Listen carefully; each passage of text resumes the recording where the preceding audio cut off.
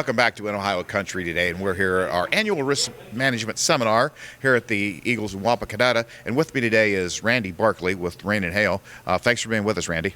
Good morning, Alan. It's great to be here, and thank you for having me. Much appreciated. Let's just talk about some of the changes and the highlight of what we see in the crop insurance program. You bet. Well, something that's happened over the last decade, and by the way, I've got over 18 years of experience in the program and very passionate about the program, love promoting it and talking about it. I love talking. But something that's happened over the last decade is the program has evolved in a great way, or in a big way, where there's been a lot of changes. What's evolved is there have been increasingly more options added that have allowed or afforded producers an opportunity to better customize their risk management solution to protect those risks that they feel need protected. So lots more choices, and so that's where an agency like yours comes into play to help them wade through those. But among those include new endorsements or endorsements that have surfaced in the more recent years. So the enhanced coverage option, which provides a means to provide more protection to covering some of the deductible that's typically remains unprotected with an underlying policy. Again, enhanced coverage option, supplemental coverage option. More recently, the changes that are occurring for this year is RMA has changed the earliest plant dates for soybeans. In fact, in much of Ohio, that had formerly been, or about the northern two-thirds of the state, had formerly been April 24th. They moved that up by 9 days to April 15th. What that means for producers who are listening in our audience today is that if Mother Nature cooperates and they have an opportunity to plant earlier, again as early as April 15th, then they have replant coverage, at an earlier date. So we can get started earlier, and I think we routinely hear by those in the agronomy field that that planting earlier dates has been valuable for soybean producers and continuing to increase yields. Another important change is that they've simplified a process that allows producers in counties where double crop soybeans have not typically been insurable. They've now provided a means to more easily get there. Yeah, that's always, because there are a lot of producers in our listening area and our viewing area that have been basically taking all the risk, harvesting their wheat, taking all the risk and planting the soybeans, and now that's available for coverage.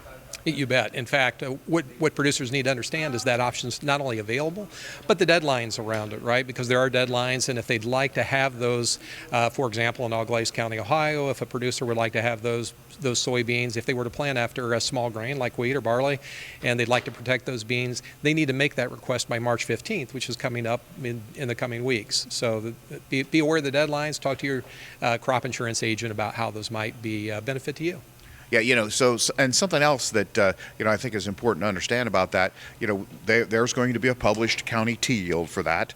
But because a lot of our producers probably have been doing this for quite some time, they're going to have the availability to use their actual production history, and we only need 4 years. Yeah, that's a great point. In fact, in the more recent years, it seems, perhaps just through better practices, and Mother Nature has cooperated a bit, but in the more recent years, we've had some notably higher yields than we've been accustomed with double crop, perhaps, that for those of us involved in agriculture for a long time might be familiar with. So again, more recent years, better yields.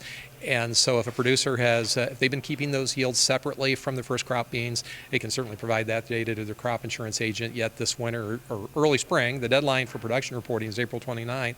So as long as they've gathered those records up and put them together with their agent to report those by April 29th, they can use those as opposed to the county T yield that you were referencing a moment ago. Yeah, so some other things, we always talk about, obviously the crux of a risk management program is a multi-peril program, but there are a lot of other products that are available. You want to just kind of talk about that? It's not always just buying multi-peril crop insurance. Yeah, you're right. Not only are there other multi-peril products and choices available, options, for example, a quality loss option that provides protection or helps to have a positive impact on a producer's approved yield. If they've had a loss due to a mycotoxin like vomitoxin in the more recent years, that's one example, or the trend-adjusted APH options. So again, important options that they need to discuss with their agent, or endorsements that we had mentioned like ECO and SCO, but there are also private products. Some of those that we talked about today include Replant Extra. Replant Extra is a private product that Rain and Hail sells that allows a producer to have additional replant beyond that of multi-peril. It also pays from the first acre, so in those years when we might have smaller replants, or even moves the early plant date up. So they should talk to their agent about how that might benefit them for the 2023 season. And then there are some additional, some further private products that buy up the projected price, et cetera. So again, great talking points to think about in the coming weeks as they visit with their agent. Well, something else that it's not only too much rain or dry, we also have something in the form of a solid form that'll fall from the sky that can decimate your crops too. You want to talk a little bit about that? Yeah, you bet. And one thing I think that we can all identify with is the fact weather has increasingly become more volatile, right? Weather and volatility, can be through just being too dry, or extreme events. And when we watch the national news and we see reports from around the country, particularly regarding weather, we all like to talk about weather a little bit, right? And but we see lots of weather events occurring nationally, and some of those have moved increasingly more eastward as our weather changes. And to your point, the form of hail, and one of those private products that many producers find value in as a crop hail product. Now, their multi-peril coverage does provide protection for crop hail, as you know. However, it works on a different basis. It works on a unit structure basis, and it means in the end they'd have to have a measurable revenue or yield loss at the end of the year. Where crop hail is a dollar coverage that I tend to characterize it as a top of crop coverage, where if they have full crop hail coverage, it pays on the first dollar of loss. And again, we are increasingly seeing more of those kinds of events occur over the course of the year, and it's another form of mitigating risk that a producer might want to think about discussing with their agent. And now's the time of year to do that.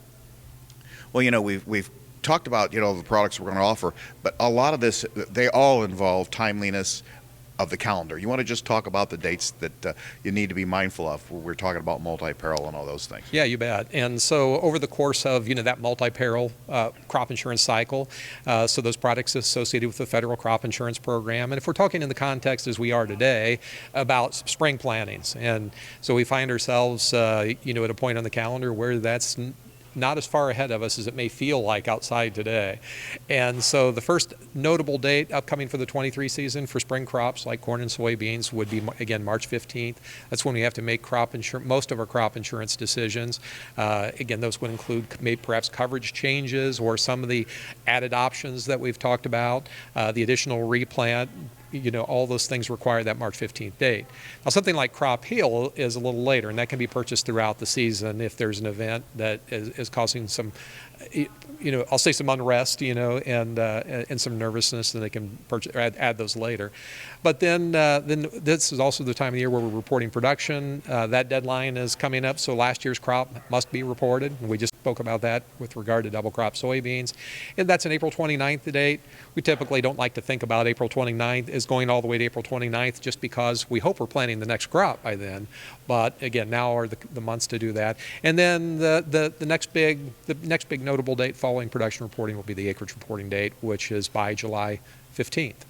Another point that I'll make, or with regard to dates, is, again, since we've spoken about replant, it's important that producers remember that before they destroy a crop or take any action to replant, if we find ourselves in a spot where perhaps we didn't achieve quite the stand that we had hoped for, they need to be sure and talk with their agent before they replant those acres. So all important dates. Randy, if somebody wanted to find out more information about what we've discussed today, where can they go? Yeah, Alan, they can check out your website at alandavisinsurance.com, or visit with their crop insurance agent, or reach out to Rain and Hail, rainandhail.com, or Google Rain and Hail, and you'll find it at our website also. Well, Randy, thanks for being with us today. Alan, thank you for having me. We'll be back with more in Ohio Country Today right after this.